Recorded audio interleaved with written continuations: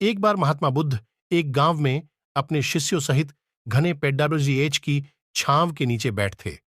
आसपास के गांवों से बहुत से लोग अपनी मानसिक समस्याएं लेकर महात्मा बुद्ध के पास आ रहे थे।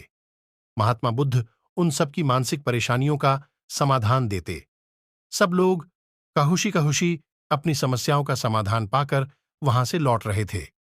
वहीं से कुछ दूर बैठा लोगों को बुद्ध के पास जाते देख एक दुखी भिखारी अपने भाग्य को कोसता हुआ यही सोचने लगा कि अभी कुछ देर पहले तो ये लोग दुखी मन से मुंह लटकाए उन महात्मा के पास गए थे, और अब इतना खुश होकर कैसे वापस लौट रहे हैं।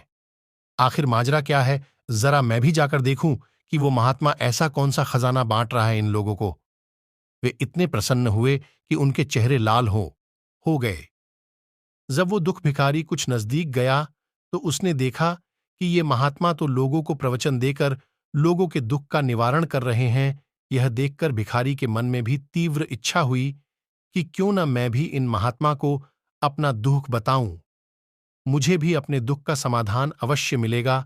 बस फिर क्या था, समाधान पाने की लालसा लिए भिखारी महात्मा बुद्ध के सामने पहुंचा और हाथ जोड़कर प्रणाम करते हुए बोला, हे महात्मा बुद्ध, मैं भी लोगों की मदद करना चाहता हूं। मुझे लोगों की मदद करने की बहुत इच्छा है, लेकिन मैं कैसे मदद कर सकता हूं? मैं बहुत गरीब हूं। मेरे पास न तो पैसे हैं और न ही कोई ऐसी चीज जिससे मैं किसी की मदद कर सकूं। मैं कोशिश करने पर भी किसी की मदद नहीं कर सकता। मुझे भगवान ने इतना गरीब क्यों बनाया? हे महात्मा, मुझ पर कुछ कृपा करो। इतना बोलते हुए भिखारी रोने लगा। महात्मा बुद्ध बोले, आप बहुत अज्ञानी हैं, क्योंकि आप अभी तक इस भ्रम में जी रहे हो कि तुम्हारे पास कुछ नहीं, जबकि दूसरों को कुछ देने के लिए तुम्हारे पास बहुत कुछ है। तुम बिना धन और वस्तु के भी दूसरों की मदद कर सकते हो। तुम्हारे पास जुबान है, जिससे तुम मीठे शब्द बोलकर किसी के दुखी चेहरे पर मुस्कान ला सकते हो।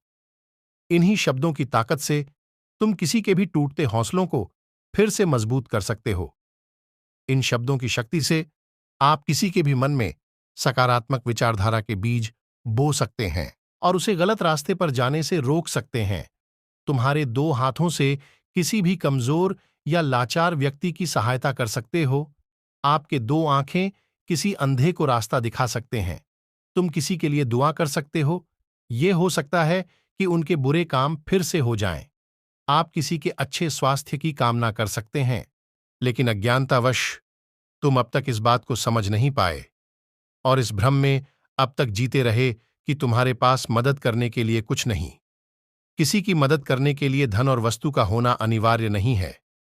बिना धन और वस्तु के भी हम कई प्रकार से लोगों की मदद कर सकते हैं। महात्मा बुद्ध के ज्ञान से भरे ये सुंदर शब्द सुनकर भिखारी के चेहरे पर मुस्कान आ गई और वह खुशी से झूमता हुआ वहां से चला गया।